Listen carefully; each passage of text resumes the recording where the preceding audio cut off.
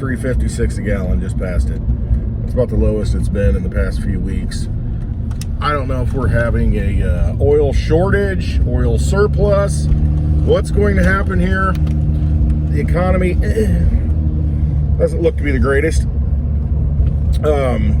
But it looks like the OPEC nations, Middle Eastern nations, whatever, the big oil producers over there, they're going to keep a cap on it. I should say a floor under the price. You know, they're going to cap the limit, you know, the amount that it can go down in price, because they just don't want it to go lower than a certain point. So unless the U.S. starts producing its own fuel and is dependent upon the Middle East, then, you know, cost is going to stay at a certain level. I don't know. There's conflicting information out there as far as what's going to happen economically. Are we at that point where we're going to have this massive crack up boom and then a collapse? Are we slow rolling into, you know, I think we're already kind of in a recession. They just don't talk about it. But are we going to have, is it going to become obvious? You're getting messaging by yelling, oh, you know, if we shut down Congress or the government, then we'll probably get a recession. And they're already telegraphing, oh my gosh, we don't have Speaker of the House in 40 plus days, you know, we're going to face the shutdown crisis again. So they're kind of telegraphing that a little bit.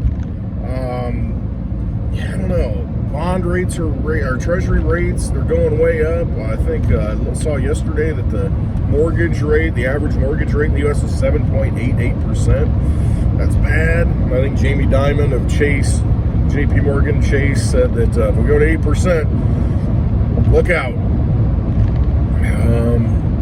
Seems like we're getting pushed that direction. There seems to be this dumping of treasuries, and I mean the yields keep going up. Something's going to break, is what it looks like it's coming down to. Now, what does that mean? You got gold and silver kind of getting dumped or pushed down anyway. I think the deliveries are up, but the price, the spot price, is down lower, which has always been rigged. What's going to happen? Here's my thinking on it. You know, again, I look at the crypto 4-year cycle because that's what I'm focused on for the future. I really don't care about the other stuff. Treasuries, bonds, stocks, I mean, any of that stuff, I don't care about. I do care about gold and silver. Do I think that if we go into a digital age like we are and keep on that path, will they have as much usefulness as these fixed assets, digital assets? I don't think so. I talked about that in a video earlier this week. Younger generations are not going to appreciate gold and silver. Now, that'll swing back probably in the future at some point because people are going to want tangible things. But as we roll into a digital system and these younger generations come up, I don't think they have the affinity or the appreciation for those precious metals. So that dies out as the people who appreciate it die out. It'll always hold value. They will, however, you know, there's just going to be more people that they're going to resonate with the crypto, and they're going to look at the cryptos that have finite supply, you know, that are fixed and they're definable. That's the thing about gold and silver. They're not definable as far as supply. There can always be more, and throughout our history, we saw that. We have seen that. We saw that when it was Nevada, you know, they found a load of silver, and it's like, oh, well, silver's not worth as much right now because there's a lot more out there. You get a gold rush. Or like Bixweir says, you know, you find gold in the Grand Canyon and you think, oh my God, look at these tons and tons and tons of gold that we found here. We bring that onto the market, that's going to destabilize the entire world because, you know, it's kind of on a gold standard. We got all this gold. What's that do? We got to stop this. We got to cover it up. All right, let's control the situation, form the Federal Reserve, and, you know, manipulate the money as best we can and hoard the gold. Don't bring it out until, I don't know, maybe never. Okay. So you've got those situations to where how much is there really? We really don't know. Diamonds. There's so many diamonds out there, but it's artificial scarcity. De Beers controlled the market and, you know, controlled the advertising in Hollywood and created a narrative that said, oh, these are the best thing ever. Do you love your woman? You know, buy a diamond. And it's just a fraud. And that's all a scam. And the more and more you know, hopefully people wake up. The more and more research you do, the more understanding that you have about the way the world works, you come to the conclusion that everything's rigged. And it's just, the more and more that you dig, the more and more you realize this is all theater. This is all scripted. This is all a scam. This is all a magic trick. It's all just a play. And so that's what you kind of find. And you're just not surprised by anything anymore. So are the prices of gold and silver manipulated? Yes. How much is there? Could be a heck of a lot. There's an accident waiting to happen. What is... Woo, oh boy. Never know. Get it in the camera. So gold and silver could be manipulated all the, you know, heck. That's why crypto is important. It really is, because for really the first time that I can think of in history, we have a fixed supply that cannot be altered. These chickens, look at them. Oh, it's wet out. They're all just digging for worms and bugs, baby. Grubs. Grubbing. The bird gets the worm. So you've got a fixed supply. You've got a defined supply. You've got characteristics of money that, and you can transfer it anywhere. It's highly liquid. Unlike gold and silver, to where, you know, you've got to have a custodian if you want to do an immediate transfer. Okay, hey, you know, I'm going to give you this IOU. You can take it out of the warehouse when you want and have it shipped to you. But, you know, in the meantime, take it out of your warehouse and pay this person. You know, we're good for it because we've got a good relationship. See, all those relationships are taken care of by the blockchain, by the network that runs and validates the transactions. I mean, really, when you look at cryptocurrency, the good cryptocurrencies, it's the perfect form of money. I mean, it kind of really is. You've got control of it. You've got your private keys. You own it. It's in your possession. But the blockchain itself, this decentralized open source protocol running on distributed computers, you know, all over the world, you know, so you've got all these fail-safe points. Those are validating the transactions. Those are saying, hey, here's the crypto that you have. You've got the private key. You present it. Okay, now you can move it to wherever you want, to another address. I mean, it's just, it's perfect money. I mean, it's just a perfect mechanism to transfer value and transfer energy, transfer your wealth. And that's just, you know, kind of what it is. I'm going to turn here and make sure I don't get hit. Got my blinker on, because the blinker works, surprisingly, in this DigiByte. All right, boom. So you do have a perfect form of money. All right, back to whatever the frick I was talking about. I don't even know. Ukraine. We're speaking of money. All right, this kind of folds into it. Ukraine, Speaker of the House. We don't have a Speaker of the House anymore. We can't do any bills. We can't pass anything until we get a speaker. What's going to happen? We're going to crash. You know, in 40 days, government's going to shut down, blah, blah, blah. All that. Well, in the meantime, it sounds like people are kind of in panic mode, to where Ukraine's not getting any funding. You know, the U.S., the Pentagon are all saying, hey, we've kind of exhausted our resources. We don't have any more money. Congress isn't authorizing anything. Ukraine, what are we going to do? Well, the U.S. has now said, hey, you know, we confiscated through the pirate trade, whatever it is, you know, they've confiscated Iranian weapons at different points in, you know, for whatever, you know, has happened. Anyway, the U.S. ended up with a bunch of Iranian weapons that they confiscated because, you know, apparently they were being used for something, who knows what. So they've got all these Iranian weapons, and they're going to start giving those to Ukraine. 700,000 rounds of ammo. They've got some anti-tank missile things. They got 9,000 guns or something. I don't know. Probably AK-47s. Who knows what it is. They're going to start giving those to Ukraine.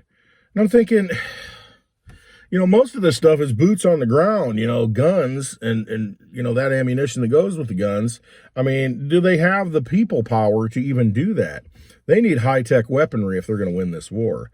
and nobody's really giving it to them. They've struggled to get fighters, you know, flying machines that bomb things and blow things up.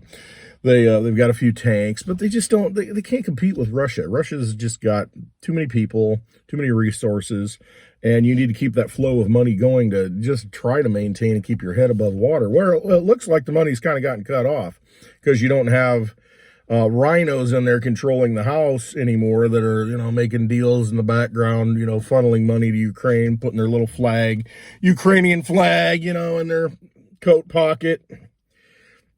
And so now as it sounds like it's kind of ground to a halt and there's panic kind of setting in. So we're going to take these Iranian weapons that we confiscated that were probably paid for with the pallets full of cash that Obama dropped in Iran. And, you know, we're going to fund that war. Ultimately, if you look at it, most of the wars are funded by the United States. I'm sorry. You know, we are the tyrant on this planet. We have funded more wars than any other country. And, you know, people say, well, no, what about terrorism? What about this? It's like, okay, go back and look. Again, just like Iran, we gave them billions of dollars in cash on pallets.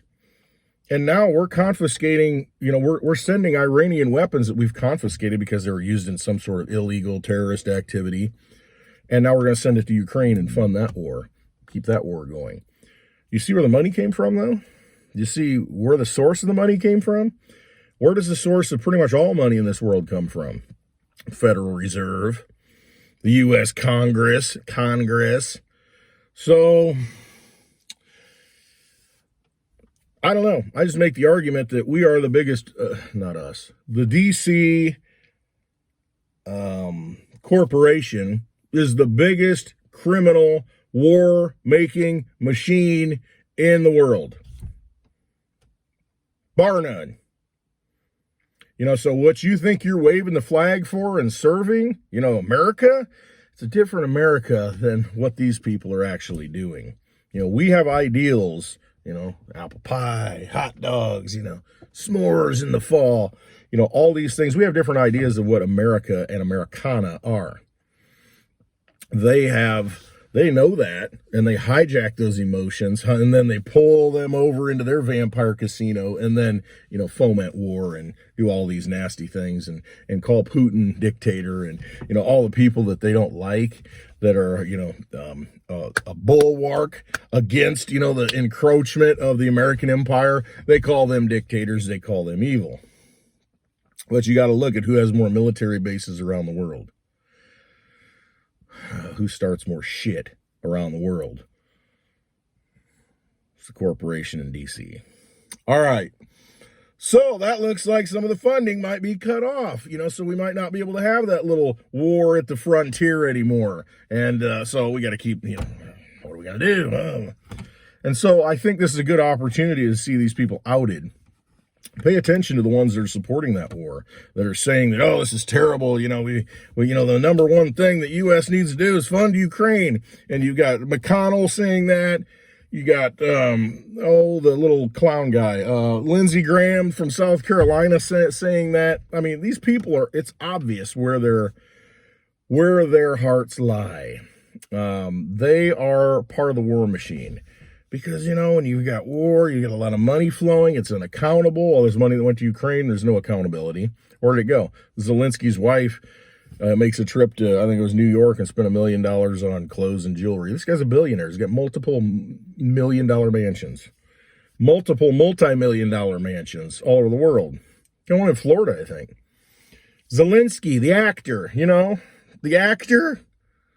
It's like Back to the Future. Who's president in 1985? Ronald Reagan, the actor? Vladimir Zelensky, the actor? The billion-dollar actor, the billion-dollar man, Zelensky.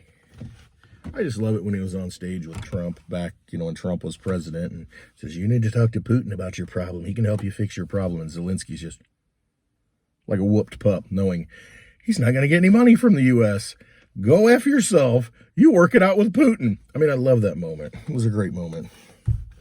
Go watch that video. That's what needs to happen, though. Yes, it'll end overnight. And how does it end overnight? You don't fund it. You don't fund it. Done. All right, enough of that crap. Switzerland this year, they're putting, or this winter, they're worried that they're not going to have enough power. They import a lot of their power, and they're pretty much all electric. So this is a good example of what's about to come to, the Western world, to the United States. They want us to go all electric, get rid of the fossil fuels, go all electric, and this is what will happen. Look at Switzerland. This winter, they're talking about, hey, can't really drive your electric cars, use them only when needed this winter. We need to conserve energy. And game stations, your gaming stations, rigs, game systems, cut back on those because we don't want to be using electricity needlessly. Well, we're probably not going to have enough because a lot of it's, I guess, hydroelectric electricity that they generate there, which is a good thing. But they don't have as much water flowing in the wintertime. And so they're concerned that, okay, we're probably not going to be generating enough energy. And, they got to import it, and mostly from Germany. And it's interesting because Germany's now firing up coal plants this winter. We're going to go green. We're going to go windmills, solar panels, but we don't want to freeze to death. So let's fire up the coal plants for the winter. I mean, they're all hypocrites. They really are. They're just not facing reality. There's nothing wrong with transitioning to different forms of energy. The thing is, when you go all in, then you realize, oh, the sun's not shining. Oh, the wind's not blowing consistently anyway, to where you can have a consistent power grid. What do we do now? You got to have a heck of a lot of batteries, and they don't last forever, to store that energy up for when you need it. Or you can use coal, natural gas, those kind of things. But Germany might have a hard time using natural gas this winter because some terrorist organization based in the District of Columbia blew up the pipeline, Nord Stream 2, I think. I mean, we know that it happened. It's been proven. Seymour Hersh did all the research. Biden blew up the pipeline that brought all this natural gas from Russia to Germany. And Germany's still our ally. If I'm Germany, I'm looking for ways out of this, just satanic, ritualistic agreement, blood bond pact that you're in. I'd be dumping the U.S. I'm like, I'm out. I'm making deals with Russia. I'm making deals with anybody but you guys. BRICS nations, bring it on. Give me a break. Call it what it is. Okay. So yeah, Switzerland, the model of, electricity and powering everything is going to have a shortage. Don't drive your electric vehicles so much. It takes too much of a toll on the grid. This is what's coming to America. This is what they want to do. They want to lock you down because what do fossil fuels, what does having a barrel of gas or diesel sitting around, or natural gas in a tank, or propane, what does that do for you if you have those things? Well, you have independence. You got freedom. You got energy sitting right there ready to be used whenever you want to. If you got propane, it lasts almost forever. Diesel lasts a long time. Gasoline can last if you treat it right. You've got independent power sources that last. And if you got a bunch of wood, they're going to say, you can't burn that. It's contributing to global warming, climate change, there's smoke in the air, that kind of thing. Meanwhile, they burn down Canada, burn down Maui, and smoke everywhere. That's okay, though. It's for the greater good, okay? But that gives you independence, having those fuels on hand. If you're dependent upon electricity, the grid, well, they can shut it off. They can say, well, we need to ration it. And, okay, well, I guess I'm going to have to get a bunch of batteries, which aren't cheap. Get a bunch of batteries that need to be maintained and have a finite life cycle. And, they could blow up on you, too. Nasty fires, battery fires. But, okay, so you got to start storing your energy in batteries at that point. Well, they're not that cost effective. And you got to have them hooked up. They're not portable usually. And it's just, there's a lot of other factors, but they want you in that grid. They want you in that total control grid, that matrix. And that's what it is. It's like that digital framework, that matrix. Everything's going to be controlled by us. It's probably why they don't like crypto, but they do like crypto because they want to get into it and leverage it like they do gold and silver. So when crypto dumps, which it probably will in the next 6 months. We could visit all-time lows in the next 6 months. Really we could. And people are like, oh my God, no way. Yes, Bitcoin could go to $15,000 in the next 6 months. Litecoin could go to, $40 in the next 6 months. Will it stay there long? No. Will you have any money at that point when it does? Probably not, because everything's going to crash. Because everything will be dumping. And nobody will have any money. It'll just be like panic. But if you're sitting on the sidelines like these wealthy people that can just create money at will and have access to it right when it comes from the Federal Reserve, they'll be sitting there ready to go and scoop them all up. And then we'll go to all-time highs again in the next year. That's how they play the game. So, all you can do is accumulate the assets and have them, because at any time they can rug pull you, and it's better to have it than try to chase it. Because, you'll see that price on a price chart and you'll say, oh my God, I could have got Bitcoin for $15,000 and whatever, March of next year. It crashed so bad, man, I would have bought all of it if I had that opportunity. And guess what? You'll have the opportunity and you won't have any money to buy it, because you'll be cleaned out, because they'll have robbed everything they can out of you and squeezed you as hard as they can, because that's when it's going to dump. Because then they'll scoop it up. They'll get it for as cheap as they possibly can, because they want it on sale. They got all the money in the world, but they're the cheapest people. They don't want to pay for anything. They want it as cheap. They want it given to them. That's how they operate. You probably know people like that. Got a lot of money, but man, tight. Just won't spend a dime. Won't give anything to anybody. Won't help anybody out. I know people like that. I mean, I've watched them in action, and I'm just floors you. It's like, really? You're that freaking cheap?